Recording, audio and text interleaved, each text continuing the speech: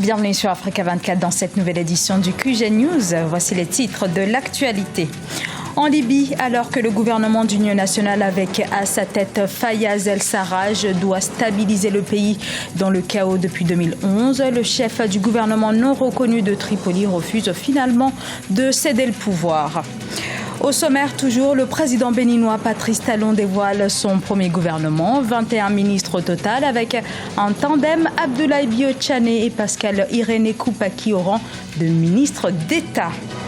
Au Tchad, le pouvoir judiciaire continue d'être l'objet de suspicions. Le gouvernement est souvent accusé d'interférer dans le domaine. Les citoyens appellent alors à une réelle séparation des pouvoirs.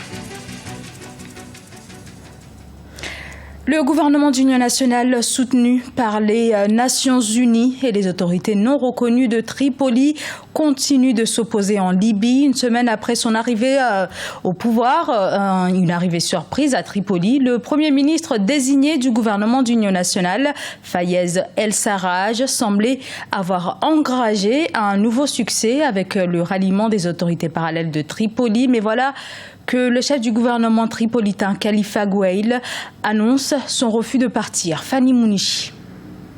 C'est à nouveau la confusion institutionnelle en Libye. Khalifa Gouail, chef du gouvernement non reconnu de Tripoli, a indiqué ce mercredi 6 avril 2016 qu'il n'avait aucune intention de démissionner, contrairement à ce qui avait été annoncé la veille par son conseil des ministres.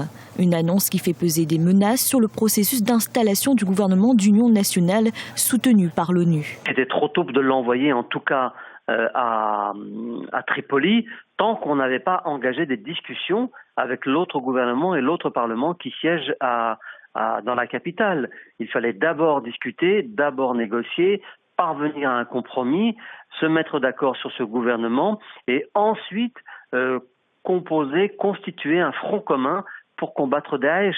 Ça me paraît être la démarche de bon sens et il semble que les Occidentaux aient choisi une autre stratégie qui est vraiment une stratégie d'affrontement et de confrontation. Un parlement de Tripoli avec lequel le gouvernement d'union nationale va devoir composer, car si la coalition de milices qui le soutenait a dans les faits implosé, plusieurs d'entre elles continuent de l'appuyer. Il contrôle toujours la capitale, il contrôle l'aéroport et de fait il exerce une certaine autorité. La preuve, c'est que on a cru, il y a eu un moment où on a cru la milice qui était allée voir M. Fayez El-Sarraj sur la base navale où il est protégé et où il est toujours installé, correspondait à un satisfecit de la part du gouvernement de Tripoli, alors qu'en réalité il s'agissait simplement d'une milice parmi beaucoup qui avait accepté d'aller lui prêter serment d'allégeance. Reste que les soutiens se multiplient en faveur du gouvernement d'union nationale. Dernier en date et non des moindres, la Compagnie nationale pétrolière et la Banque centrale. Deux institutions dont les ralliements permettent désormais aux nouvelles autorités d'avoir les clés des finances libyennes.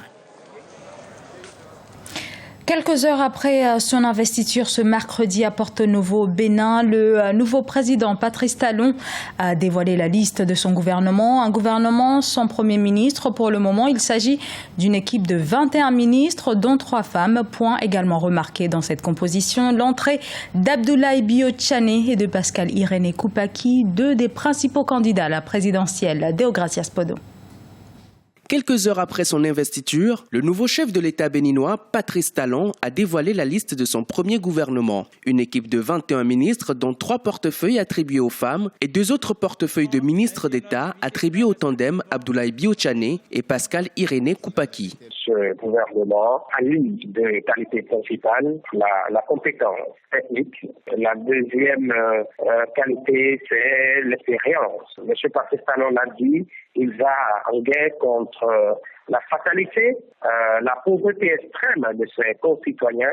C'est à la fois un gouvernement de compétences, mais à la fois aussi un gouvernement de récompense politique. Le nouveau chef de l'État béninois s'est engagé à mener un certain nombre de réformes constitutionnelles. Il place son quinquennat sous le signe de la rupture et de la transition politique. Des défis importants au regard des Béninois qui espèrent que le nouvel exécutif répondra davantage à leurs aspirations. Je pense que le défi majeur qui se présente aujourd'hui à cette équipe gouvernementale, c'est de la réduction de la sensible de la pauvreté, la lutte permanente contre la corruption et l'impunité dans notre pays. Et donc je pense qu'un président qui veut s'arrêter à un mandat unique doit pouvoir oser prendre des réformes qui fâchent, puisqu'il ne se soumettra pas plus tard à la volonté populaire. Pour bon nombre d'observateurs, ce premier gouvernement présente une figure technique qui pourra justement faire face aux enjeux sociaux et économiques du Bénin. Le bon déroulement du scrutin présidentiel avait été salué comme étant l'expression de la maturité de la démocratie du pays. À Djibouti, les électeurs sont attendus aux urnes ce vendredi 8 avril pour le premier tour de l'élection présidentielle. Sachez que vous pourrez suivre sur notre antenne l'émission Djibouti des talents ce jeudi de 17h à 18h30 GMT. Autre élection présidentielle, celle prévue au Tchad ce dimanche 10 avril. Dans le cadre de cette élection, vous pourrez suivre en direct sur Africa 24 toujours nos émissions spéciales à partir de 20h GMT.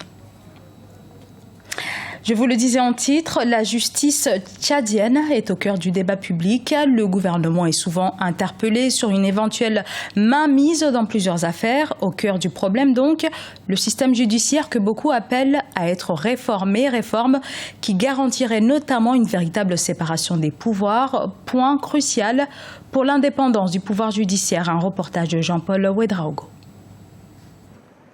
La justice au Tchad fait l'objet de critiques. De nombreux manquements dans le secteur ayant suscité de par le passé l'interpellation à maintes reprises du gouvernement soutiennent ce constat. Aujourd'hui encore, l'actualité au plan juridique révèle une sérieuse crise du système judiciaire dans ce pays. Or, les dispositions de la constitution tchadienne garantissent la séparation des pouvoirs et l'indépendance du pouvoir judiciaire. Le problème de la justice se pose en matière d'hommes, c'est-à-dire que les textes ne valent que ce que les hommes en font le plus souvent. Donc, on a des magistrats qui sont nommés par décret et le plus souvent, cette nomination limite leur pouvoir et leur indépendance quand ils veulent rendre une décision en matière judiciaire. Selon une récente enquête menée sur la perception du justiciable, 45% des Tchadiens ne croient pas en leur justice. Les nombreux débats en cours sur le sujet mettent aussi en exergue les difficultés liées à l'influence du politique sur les décisions rendues, la division au sein des acteurs du pouvoir judiciaire et l'insuffisance des moyens mis à leur disposition. Beaucoup de Tchadiens veulent se soustraire à la loi. Ceux qui ont la force, ils se soustraient par la force. Ceux qui n'ont pas la force, ils se soustraient en utilisant peut-être la corruption, tout ça. Les gens se soustraient de la justice. Donc, il y a ce malaise-là qui fait qu'aujourd'hui, nous vivons, disons, une situation d'impunité. Maintenant, on ne peut pas dire que c'est une impunité qui est voulue et entretenue. Maintenant, on n'a pas tous les éléments nous permettant de dire que l'État veut couvrir tout le monde. Face à une rupture de confiance avec les citoyens, l'État et ses partenaires se sont engagés à rendre effective l'application des règles et principes garantissant l'indépendance de la magistrature. Cela s'est traduit par l'exécution de programmes initiés au profit de l'ensemble des acteurs du système judiciaire. Toutefois, l'avènement d'une justice de qualité au Tchad plus qu'ailleurs ne peut se produire sans une réelle volonté politique. L'Afrique devrait avoir prochainement son passeport africain. L'annonce a été faite ce mardi 5 avril 2016 par la présidente de la Commission de l'Union africaine, Nkosana Dlamini-Zuma. Ce projet phare de l'agenda 2063 permettra de favoriser la libre circulation des biens et des personnes sur toute l'étendue du continent africain. Diaran Ndiaye. Le continent africain pourrait bientôt devenir sans frontières. Ce projet phare de l'agenda 2063 de la présidente de la Commission de l'Union africaine, Nkosana Dlamini-Zuma, permettra de favoriser la libre circulation des biens et des personnes sur toute l'étendue du territoire africain. L'objectif est de garantir à tout citoyen africain l'entrée de séjour sans visa pendant 30 jours dans n'importe quel pays du continent. Mais c'est une très bonne idée de dire que nous, Africains, nous faisons une sorte d'espace Schengen, mais en macro, que sur toute l'étendue du continent, qu'il n'y a plus de visa, il n'y a plus de tracasserie pour aller d'un pays à un autre. Si on veut véritablement l'intégration des pays africains, moi, je pense que ça doit commencer par des autoroutes au niveau des frontières. C'est bien de dire qu'il y a une libre circulation des personnes et des biens, mais ce qui est mieux, c'est de se donner les moyens pour que les gens puissent circuler librement.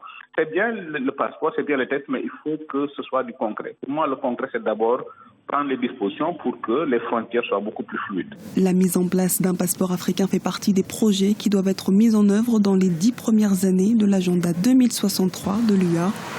Ce projet ambitionne également d'améliorer le commerce intra-africain et de faciliter la circulation des marchandises entre les États membres. C'est bien, c'est un document de voyage, mais à mon avis, ce qui est le plus important, c'est est-ce que tous les pays vont accepter que ce passeport puisse ouvrir les frontières? Est-ce que l'Union africaine va être suffisamment forte pour imposer ça aux États? Et c'est ça la grande question. Souvent, quand on voit les blocages au niveau des frontières, la plupart du temps, c'est de l'égoïsme économique. Nous ne voulons pas que nos voisins nous envahissent. C'est le réflexe de l'Afrique du Sud, c'est le réflexe de la Guinée équatoriale et c'est le réflexe de beaucoup d'autres pays. J'ai toujours pensé que c'est absurde que, et puis pour aller au Maroc, qu'on n'ait pas besoin de visa et que pour aller au Gabon, et puis qu'on ait besoin de visa. Alors qu'on pense tout le temps à parler d'intégration africaine, on parle de panafricanisme. Le panafricanisme, ça commence par ça. Ça commence par la liberté pour tout Africain de circuler librement sur le continent. Le passeport africain entrera en vigueur en juillet 2016 lors du sommet de l'Union africaine à Kigali, au Rwanda. À l'occasion, les premiers exemplaires seront remis aux chefs d'État présents. Allant dans le sens de l'Union africaine, la Banque africaine de développement progresse dans la création du premier indice d'ouverture sur les visas en Afrique, projet qui vise à conduire des réformes de la politique des visas à travers l'Afrique, de simplifier les procédures de demande de visa et d'encourager la réciprocité positive. Ce journal a été réalisé par l'ensemble de la rédaction. Merci pour votre fidélité. Dans un instant, une nouvelle édition de l'actualité sur Africa 24.